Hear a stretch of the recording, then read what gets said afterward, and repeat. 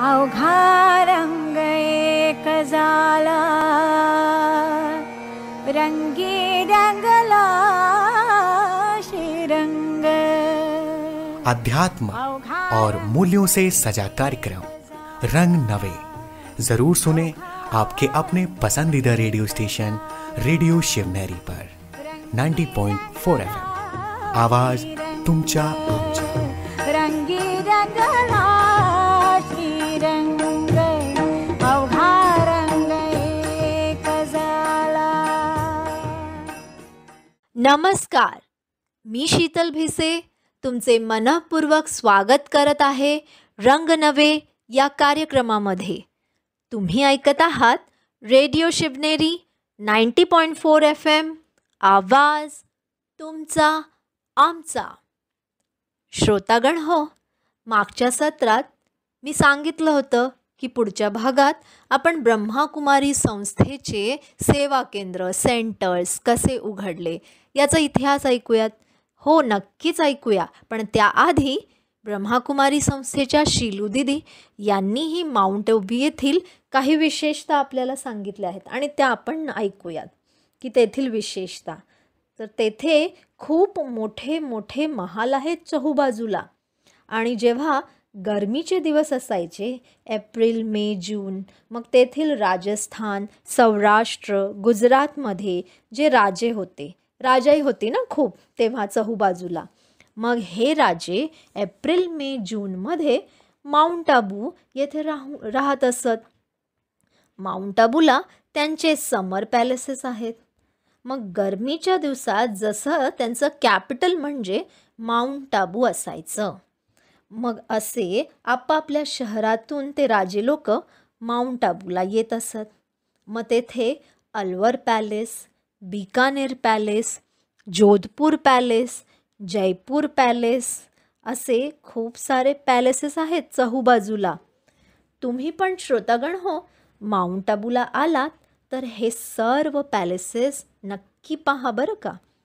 मग हे जे सर्व लोक जे गेले होते ना कराचीहून माउंट आबूला ओखा बंदरातून, त्यांनी भरतपूर या राजाची कोठी निवडली होती। आपण ऐकले नाही का सत्रात? ती भाडेतत्वावर घेतली, कारण 1950 मध्येच ते शिफ्ट झाले ना। मग तेव्हाचा इतिहास शीलू दिदी सांगतात की 1950 मध्ये जेव्हा सर्व राजवाडे भारत गणतंत्र झाला यात समावून गेले, मग तेव्हा राजे लोके इतकी सर्व प्रॉपर्टी आपल्याकडं ठेवू शकत नव्हते। गणतंत्र झाला ना भारत, मग त्यांच्या प्रॉपर्टीची सीलिंग झाली। मग त्या राजा महाराजांनी काय केले असेल? एकतर विकून टाकले, किंवा त्यांच्या शाळा बनवला, किंवा हॉटेल्स बनवले। आणि म्हणून माउंट आबू येथे जितके पण पॅलेसेस आहेत, एक तर हॉटेल्स आहेत, नाहीतर स्कूल आहेत, बोर्डिंग स्कूल्स आहेत चहूबाजूला। खूप बोर्डिंग स्कूल्स आहेत, तुम्ही याल ना तेव्हा बघालच। जेव्हा तुम्ही ज्ञान सरोवरला पण जाल ना त्याच्या पुढे आहे, तर तेथे लेफ्ट साईडला खूप मोठे महालासारखे आहे, आणि ते आहे अलवर पॅलेस। तेथे आर्य समाजी यांची शाळा चालू आहे, बोर्डिंग स्कूल आहे। तेथे त्यांना कसं संस्कृत शिकवलं जातं, खूप काही केलं जातं। आणि अशा अनेक शाळा आहेत, नाहीतर हॉटेल्स आहेत। आता तिथे नकी झील पण आहेत, तेथे पण जर गेलात तर समोरच पर्वतावर जयपूर पॅलेस आहे। आता ते हॉटेल आहे, सांगितलं ना त्यांनी, या तर ते हॉटेल आहेत नाही तर स्कूल्स आहेत। मग अशा प्रकारे सगळे हॉटेल्स बनले। मग माउंट आबू येथील उद्योग म्हणजेच हॉटेल्स आणि हॉस्टेल्स, कारण देश विदेशातील मुले येथे माउंट आबूला शिकत आहेत, आणि म्हणूनच हाच येथील उद्योग आहे। माउंट आबूच्याबद्दल त्यांनी माहिती दिली, आणि अशा प्रकारे हॉटेल्स हॉस्टेल्स आणि दुकानं फक्त इतकंच आहे। म्हणजे तिथे तुम्ही गेलात तर हे तुम्हाला पाहावयास मिळेल, हॉटेल्स हॉस्टेल्स आणि दुकानं, आणि दुसरा कोणता उद्योग नाही। हिल स्टेशन असं म्हणून ओळखलं जातं, आणि खूप मोठे तीर्थस्थान पण आहे माउंट आबूला। हिल स्टेशन म्हणून पण म्हणतात, आणि खूप मोठं तीर्थस्थान आहे। चहूबाजूला बाकी जंगल आहे, आणि मग पांडव भवन येथे गेलात तर आजूबाजूला सर्व जंगल आहे. आता हे ब्रह्माकुमारीचा जो परिसर आहे, एका सत्रात आपण ऐकलं ना पांडव भवन या परिसराची निवड कशी झाली. मग तो परिसर, तेथे चहूबाजूला जंगल आहे. घेते मी इथे एक छोटासा ब्रेक, लगेचच परत येत आहे. तोवर तुम्ही ऐकत रहा रेडिओ शिवनेरी 90.4 FM, आवाज तुमचा आमचा. आओ शिव का ध्यान धरे, आशा का करें उजाला. हो कलयुग बीत रहा है, अब है सतयुग आने वाला. आओ शिव का ध्यान धरे.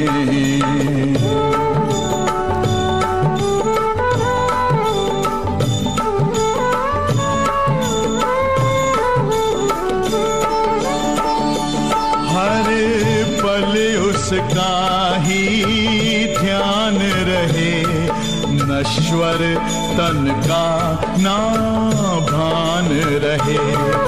इस संगम युग में हम सबको बस सत्य धर्म का ज्ञान रहे.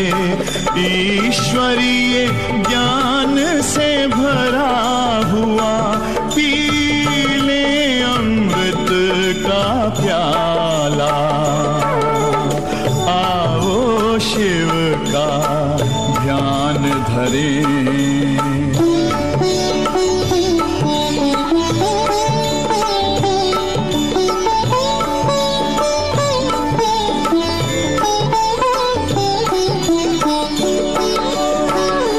सुख शांति जगत में छाएगी, हर ओर खुशी मुस्काएगी.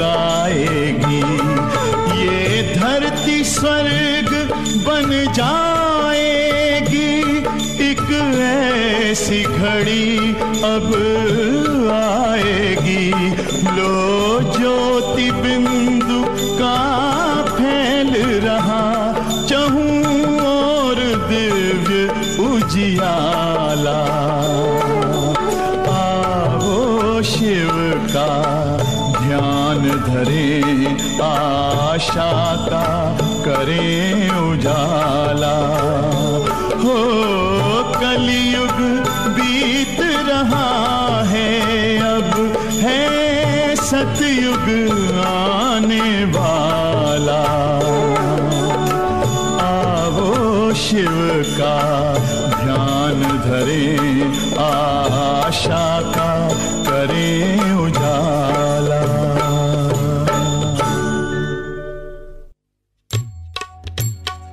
नमस्कार. चांगला स्वभाव हा गणितातल्या शून्यासारखा असतो. चांगला स्वभाव हा गणितातल्या शून्यासारखा असतो. ज्याच्यासोबत असतो त्याची किंमत नेहमीच जास्त असते. मी शुभांगी आणि आपण ऐकत आहात रेडिओ शिवनेरी 90.4 FM, आवाज तुमचा आमचा. केशवा माधवा तुझ्या नामात रे गोडवा, तुझ्या नामात रे गोडवा. ब्रेक नंतर पुन्हा तुमचे स्वागत आहे रेडिओ शिवनेरी 90.4 FM, आवाज तुमचा आमचा. ब्रेकपूर्वी आपण काय ऐकत होतो?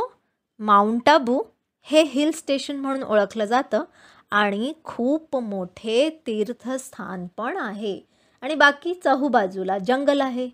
मग जो ब्रह्माकुमारी यांचा पांडव भवन जो परिसर आहे तेथे गेलात तर आजूबाजूला सर्व जंगल आहे. मग बाबांनी कशी येथे माउंट आबूला येऊन तपश्चर्या केली, मग मम्मा पण कशा तपश्चर्या करत होत्या आणि सर्व त्यांच्यासोबत असलेले जे 385 जण गेले ना ते पण कसे पर्वतावर जाऊन तपश्चर्या करत असत. कारण तसं शांती खूप होती ना, चहूबाजूला फक्त जंगल आणि या तर हॉटेल आहेत, हॉस्टेल्स आहेत, नाही तर स्कूल्स, बोर्डिंग स्कूल्स. मग हे लोक त्या पर्वतावर त्या परिसरातील कसे तपश्चर्या करत होते. मग अशा प्रकारे खूपच सुंदर 2 वर्ष या सर्वांनी तेथे माउंट आबू येथे तपश्चर्या केली. आणि मग जेव्हा त्यांच्या नातेवाईकांना माहिती झाले की भारतात हे सर्व जण पहिलेच आले होते, म्हणजे त्यांच्या नातेवाईकांना 2 वर्षांनी माहिती पडलं, पण हे 1950लाच आले ना. मग ह्यांच्या नातेवाईकांना 1952च्या आसपास माहिती झालं हे सर्वजण भारतात आले. मग त्यांच्या नातेवाईकांना जेव्हा हे कळलं की ही संस्था भारतामध्ये स्थलांतरित झाली आहे आणि माउंट आबू इथे हे सर्वजण आहेत, तर मग त्यांच्या नातेवाईकांनी त्यांना आमंत्रणं दिली की तुम्ही आमच्याकडे या आणि तुम्ही जे 14-15 वर्षे तपश्चर्या करून शक्ती प्राप्त केली आहे ते अनुभव आम्हाला पण येऊन सांगा. मग बाबांनी कसं या सर्वांना एक एक करून पाठवलं जिथे आमंत्रण आलं. मग हा इतिहास आहे की सेंटर्स कसे उघडले. मग एक बहीण होती मनोहरेंद्रा दादी आणि त्यांची फॅमिली दिल्ली येथे राहत होती. मग त्यांना जेव्हा आमंत्रण दिलं मनोहर दादींना त्यांच्या नातेवाईकांनी की तुम्ही येऊन आम्हाला हे आध्यात्मिक ज्ञान द्यावे. मग जेव्हा मनोहर दादी या दिल्लीला गेल्या मग तेथे त्या ओम ध्वनी करत असायच्या. आपल्याला तर माहिती आहे ना श्रोतागण हो, दादा लेखराज म्हणजेच आपले अलौकिक पिताश्री ब्रह्मा. मग बाबा हे काय करायचे सुरुवातीला ओम ध्वनी. मग तसंच मनोहर दादी ह्या ओम ध्वनी करत असायच्या आपल्या दिल्लीच्या घरात, आपल्या परिवाराच्या समोर भाषण करत असत त्या. मग या मनोहरेंद्रा दादींकडून त्यांच्या परिवाराला गंमत ऐका हा श्रोतागण हो, इथे काय झालं. या दादींकडून जेव्हा त्या ओमध्वनी करत असायच्या त्या दादींकडून त्यांच्या परिवाराला देवीचे दर्शन झाले. देवीच्या साक्षात्कार यांच्याकडून त्यांच्या परिवाराला होत होता. मग तो पण जसा काय एक आवाज, म्हणजे ही बातमी पण सगळीकडे दिल्लीला पसरली की एक देवी पर्वतावरून आली आहे, म्हणजेच पर्वतावरून कशी धरतीवर उतरली आहे. एक देवी आली आहे, कारण दुर्गा अंबा या देवीचे दर्शन त्या मनोहरेंद्रा दादींकडून त्यांच्या नातेवाईकांना त्यांच्या परिवाराला होत होतं. आणि मग हा आवाज सगळीकडे दिल्लीत पसरला. मग काय लांबून लांबून लोक येत असत त्यांच्या दर्शनासाठी. मंदिरामधून पण निमंत्रण मिळू लागली की तुम्ही येऊन येथे सत्संग करा. आणि तेथे पण जेव्हा त्या मंदिरात सत्संग करायचा त्यांच्याकडून देवीचा साक्षात्कार होत होता. आणि जसं काय हा म्हणता ही बातमी संपूर्ण दिल्लीत झाली.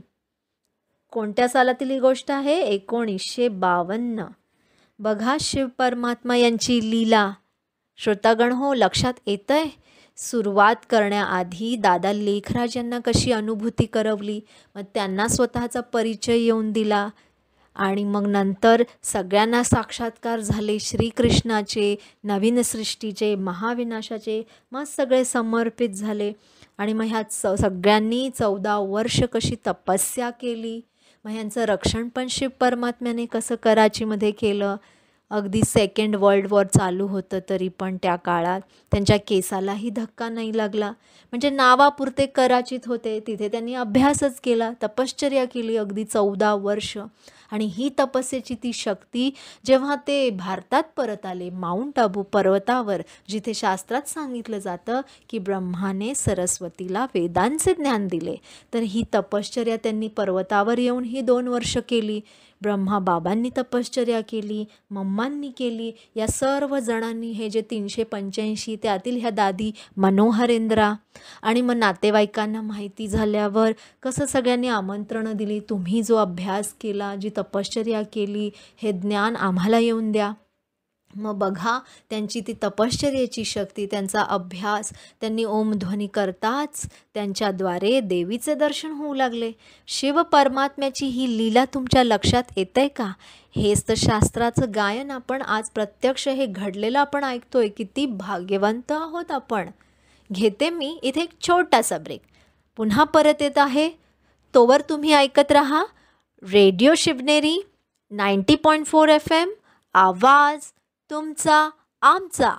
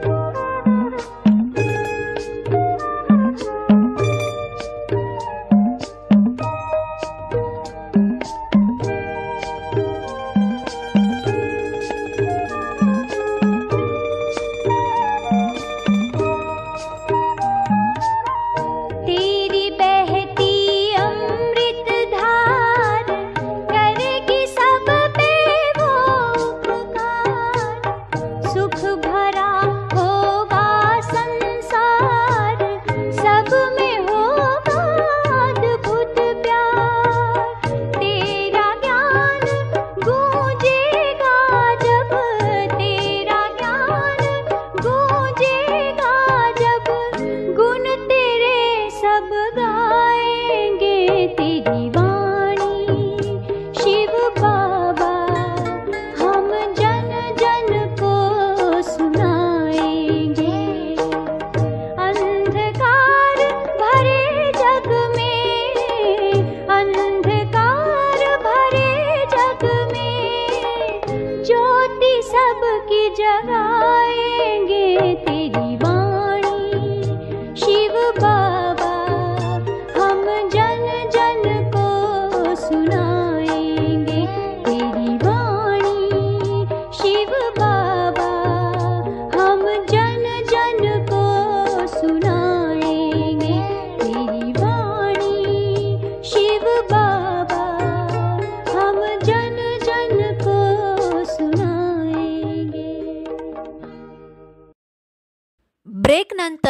पुन्हा तुमचे स्वागत आहे रेडिओ शिवनेरी 90.4 FM, आवाज तुमचा आमचा. ब्रेकपूर्वी आपण काय ऐकलो? परमपिता शिव परमात्मा यांची लीला कशी आहे समजून घेतलीत ना? की पर्वतावरून देवी आली आहे आणि मग दुर्गेचे, अंबेचे साक्षात्कार होऊ लागले. हा म्हणता ही बातमी संपूर्ण दिल्लीत पसरली. मग काय, मंदिरात पण निमंत्रण मिळाली. मंदिरामध्ये पण त्या सत्संग करायच्या. मनोहर इंद्रा दादी दिल्लीची ही गोष्ट आहे आणि 1952 या सालातील आहे. तर तेथे सुद्धा लोकांना साक्षात्कार होऊ लागला. मग ती मंदिरं पण छोटी पडू लागली. मग यमुनेच्या काठी बसून दिल्लीला चाललं हे सगळं. यमुनेच्या काठी बसून मनोहर इंद्रा दादी सत्संग करत असत आणि मग तेथे पण खूप लोक येत असत सत्संग ऐकण्यासाठी. जवळजवळ महिना तर असंच सर्व दिल्लीत चालू होतं. 1 महिना. बघा काय धूम चालली असेल तेव्हा दिल्लीत. जसं सुरुवातीला कराचीमध्ये दादा होते तिथे त्यांच्या आजूबाजूला सगळीकडे धूम झाली. मग सेवा आता वाढवायची आहे. प्रत्येक मनुष्यरूपी आत्म्याला परमपिता शिव परमात्म्याचे आपण सर्व लेकरो ना, मग त्या पित्याला किती काळजी की मी आलेलो आहे, माझं हे कार्य चालू आहे, सगळ्यांना माहिती पडावं म्हणून त्यांनी ही दुसरी लीला केली. दादी जशा आल्या तर काय बातमी पसरली? पर्वतावरून देवी आली आहे. मग ही शिव परमात्म्याची लीला किती सुंदर. बघितलं? ती तपश्चर्या त्याचं ते फळ होतं. त्यांनी एवढे 14 वर्ष तपश्चर्या केली, शिव परमात्म्याला आठवण केली, त्यांनी दिलेले ज्ञान आपल्या जीवनात धारण केले आणि ज्यामुळे लोकांना साक्षात्कार होऊ लागले. मग मंदिरंसुद्धा छोटी पडू लागली. 1 महिना हे असं चालू होतं सर्व दिल्लीत. 1952ची ही गोष्ट आहे. अगदी जुनी नाही म्हणता येणार.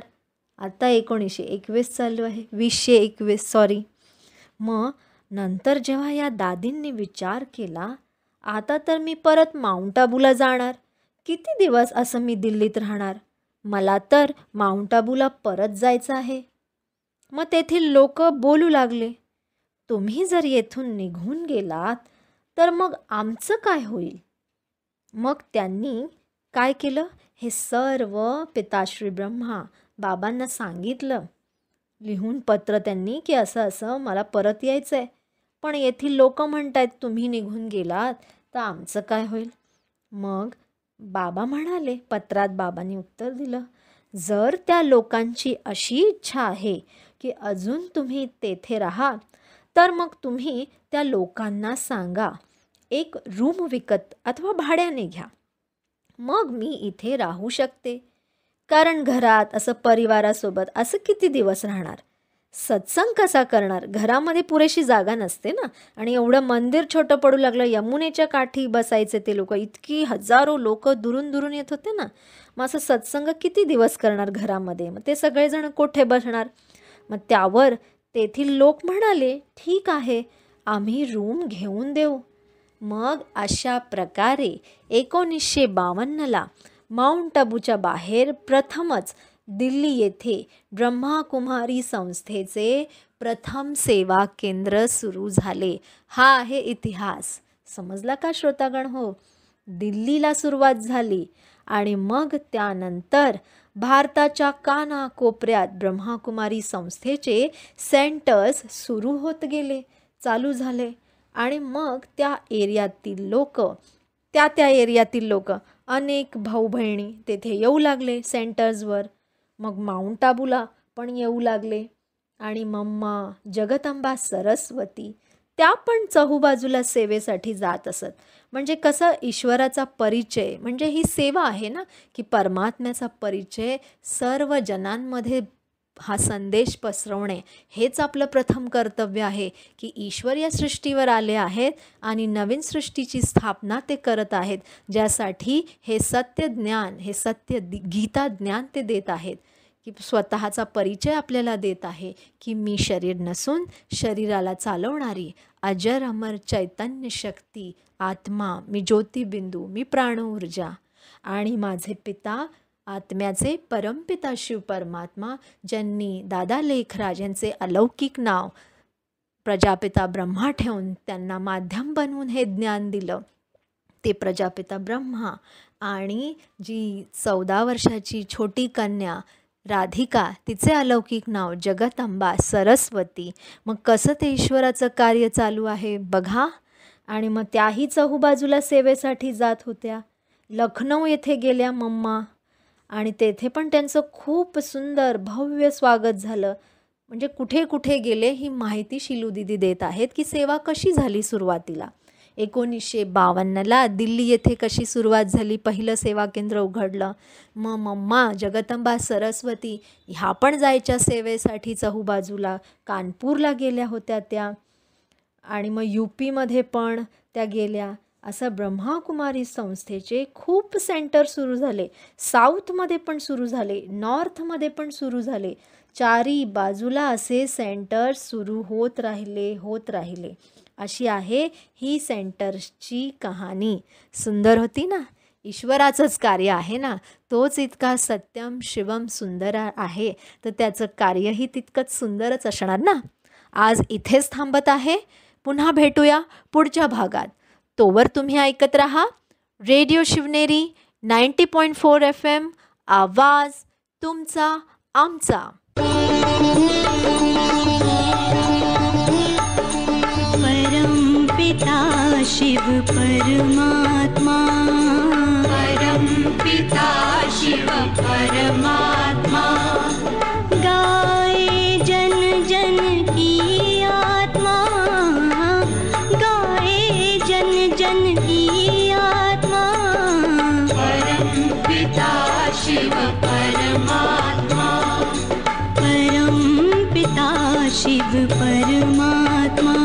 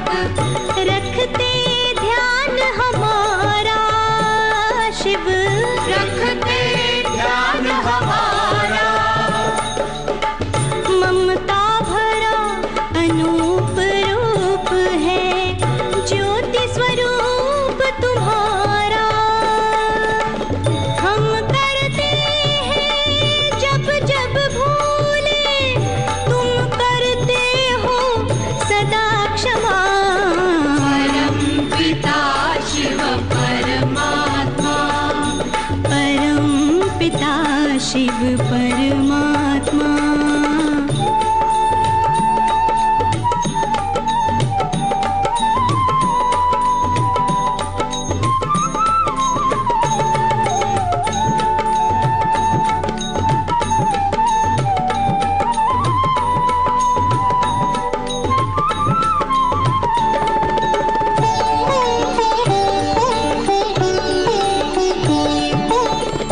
युग युग से बिछड़े हैं बाबा, युग युग से बिछड़े हैं बाबा, प्यार करो अपना लो, प्यार करो अपना लो, हम तो तुमको सदा लाडली, हमको गले लगा लो, तुम्ही बंधु हो, तुम्ही सखा हो, तुम्ही पिता हो, तुम्ही हो माँ.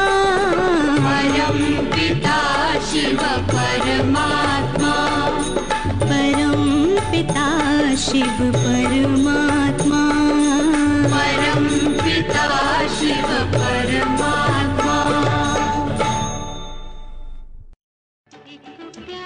नमस्कार, मी आहे अश्विनी. आपण ऐकत आहात रेडिओ शिवनेरी 90.4 FM. आवाज तुमचा आमचा.